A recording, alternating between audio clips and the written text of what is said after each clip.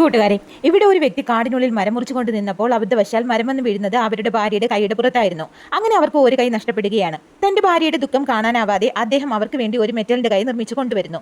എന്നാൽ ആ കൈ അവർക്ക് ഒട്ടും തന്നെ ഇഷ്ടമാകുന്നില്ല. വീണ്ടും അവർ വളരെയധികം ദുഃഖിതയായി കാണപ്പെട്ടു. അങ്ങനെ ഒരു നാൾ അദ്ദേഹം അവർക്ക് വേണ്ടി ഒരു സ്വർണ്ണക്കൈ തന്നെ രൂപകൽപ്പന ചെയ്യുന്നു. അവരുടെ മനോഹരമായ സ്വർണ്ണക്കൈ എല്ലാ പേരും അസൂയയോടെ നോക്കി കാണാൻ തുടങ്ങി. ഇത് അവർക്ക് വളരെയധികം സന്തോഷമുണ്ടാക്കി. എന്നാൽ ആ സന്തോഷം അധികകാലം നീണ്ടു നിന്നില്ല. ഇൻഫെക്ഷൻ ബാധിച്ച് അവർ പെട്ടെന്ന് തന്നെ മരണപ്പെടുകയാണ്. എന്നാൽ മരണത്തിന് തൊട്ടു മുൻപായി അവർ തന്റെ ഭർത്താവിനോട് പറയുകയാണ്, ഞാൻ മരിച്ചു കഴിഞ്ഞാലും എന്റെ ഈ കൈ എന്നിൽ നിന്നും വേർപെടുത്തരുത്. ഞാൻ ഇതിനെ അത്രയേറെ ഇഷ്ടപ്പെടുന്നു. അതുകൊണ്ട് തന്നെ അവരുടെ ആഗ്രഹപ്രകാരം സ്വർണ്ണക്കൈയോട് കൂടി തന്നെയാണ് അവരെ അടക്കം ചെയ്യുന്നത്. സ്വർണ്ണക്കൈ നിർമ്മിക്കുന്നതിന് വേണ്ടി ധാരാളം പണം ആവശ്യമായതിനാൽ അധികം താമസിയാതെ തന്നെ അദ്ദേഹം വലിയൊരു കടക്കാരനായി തീരുന്നു.